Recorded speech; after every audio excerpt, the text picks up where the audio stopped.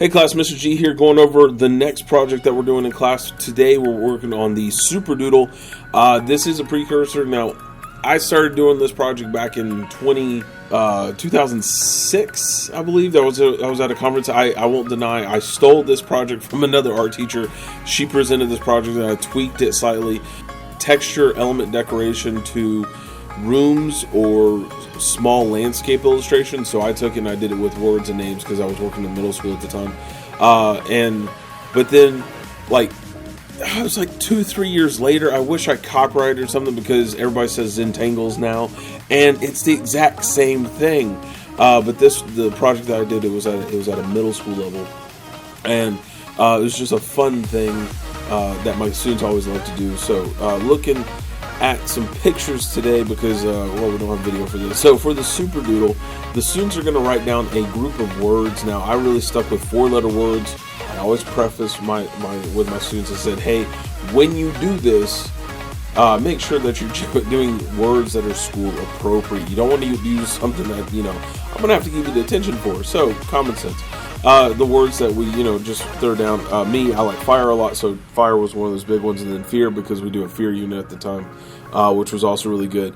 And you're taking these 4-letter words, and what you're going to do is you're going to draw them out in a block or bubble style letter. Now, each of those letters, it looks better if you give it a little bit of flavor.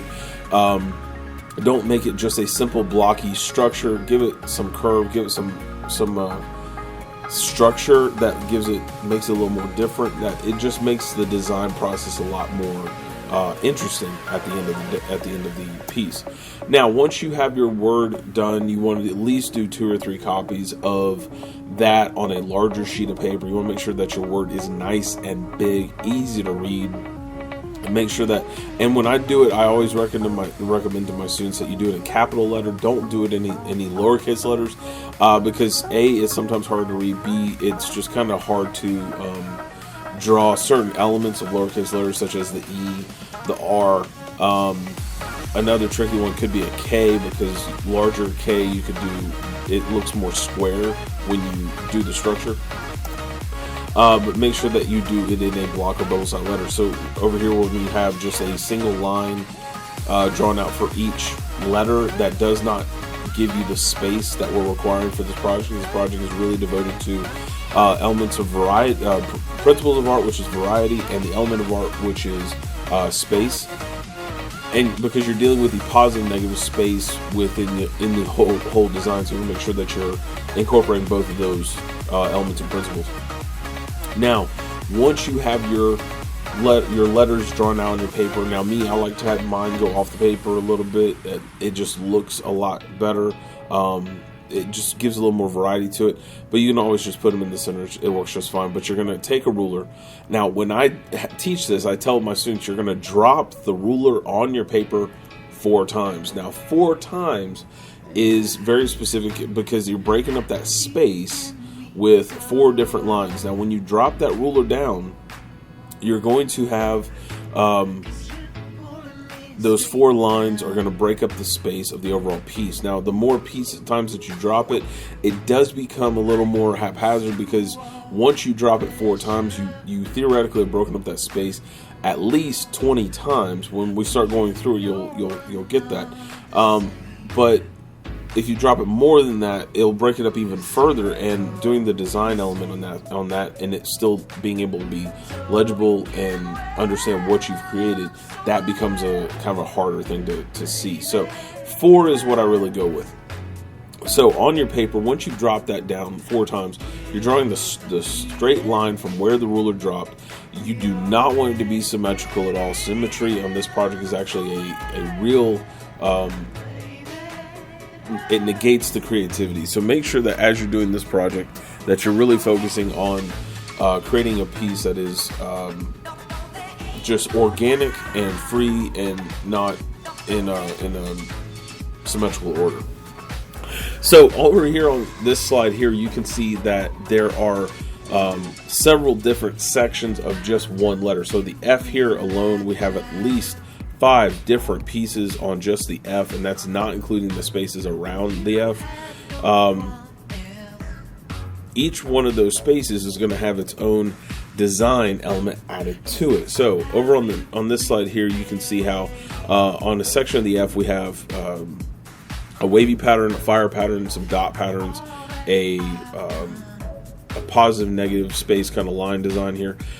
Each time the line cuts up a section of the space, that becomes a new doodle design. Hence we call it super doodle.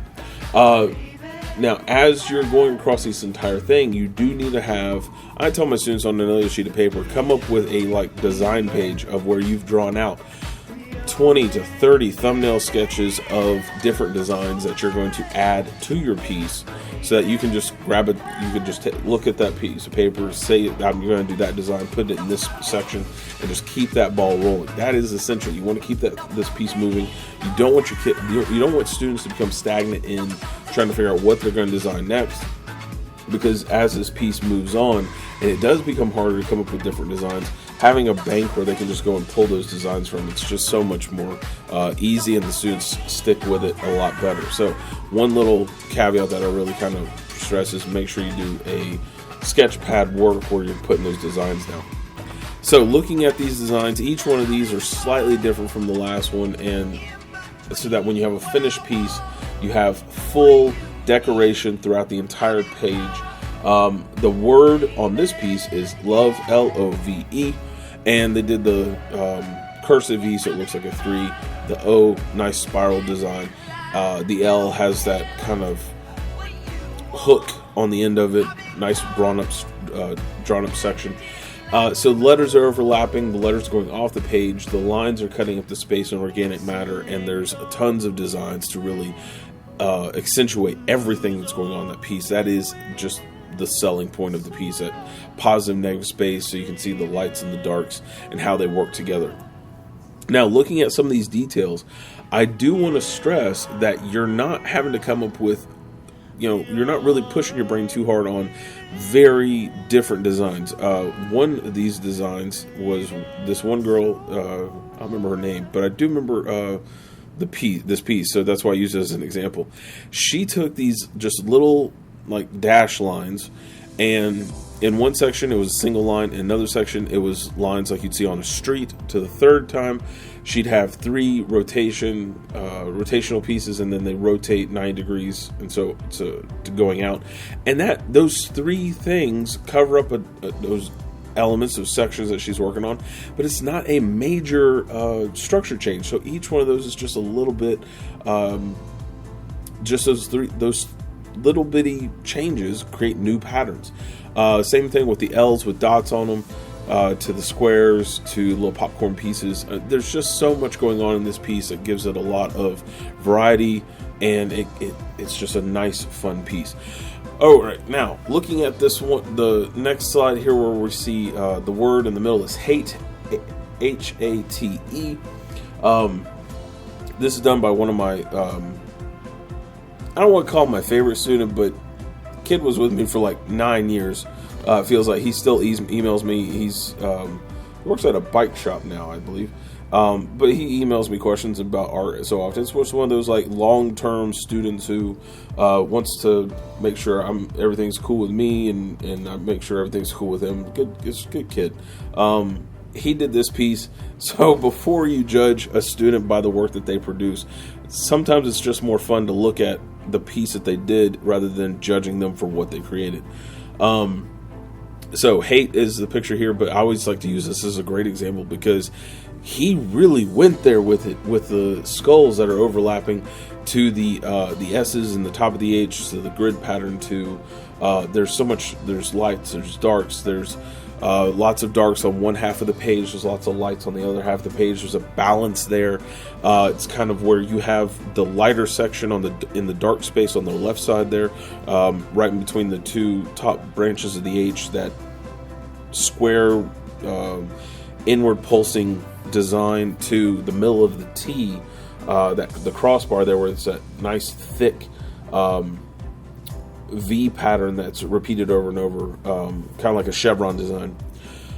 That dark there to the light on the other side, that's the balance that I didn't have to teach him. Kid just did it all by himself, and it's just one of those he turned it in. I was quite floored with what he did. It's so good. I was so pleased. It was so good. But then we look at the A, given that zoomed in look right here, where you have stars on the bottom and the designs from PlayStation on the top there, the square, the triangle, the X, and the O. There's such a simplicity in how it's not really that much. There's not that stark of a difference between the two elements, and it says a lot about this kid's concepts and how he could push and create something basic, but also be something very forward thinking. It's just good design elements there. Sometimes you just can't teach that. Just really pleased. The next piece that we got over here is Tree. This one is hard to read, and because the kid did a really exceptional job in these over-the-top designs that they put into their piece, with the Rockaware for the R to the other E, which is actually hidden between the brick pattern at the top to this really ornate, I think it was Ed Hardy time, and so he did like the tattoos in the bottom half of the E, so it became there was so much detail. You got actually lost in what he was trying to accomplish.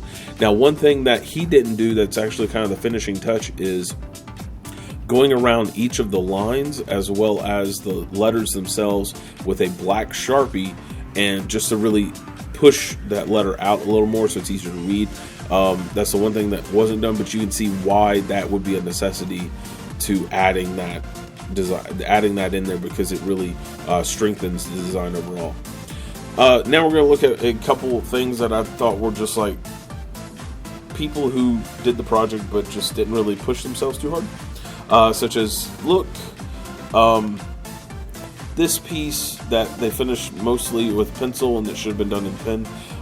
This is all right, looking at this one, this is the reason why I say don't do something symmetrical, because when you look at this picture of somebody singing, it's so boring. Because the way that the space has been broken up, the letters are just right in the middle of the picture. The lines that she did are right squared off like that. And it is amazing to me that after that, over 10 years ago, I can still remember who did these pieces. That's a good sign of a good project, I think, to me. But she put down the lines, and I was trying to really push her to be more organic. Don't just slice and dice in a very traditional format. It's just not going to look good. And she saw that later, but it was after she finished the piece. To this piece, Shoe is just, you could have tried so much harder. To Love, where you missed the 4 lines. Love, you gave it a good go, but no. Hero came out well. That's a good piece there. Lots of good designs. I do wish there was a little darker elements so that you could see the lights versus the dark. So pushing yourself a little more, maybe color in some of those shapes, not all of them, but maybe those spiders in the middle, coloring the bodies in. I would definitely give it another level. To this one, which is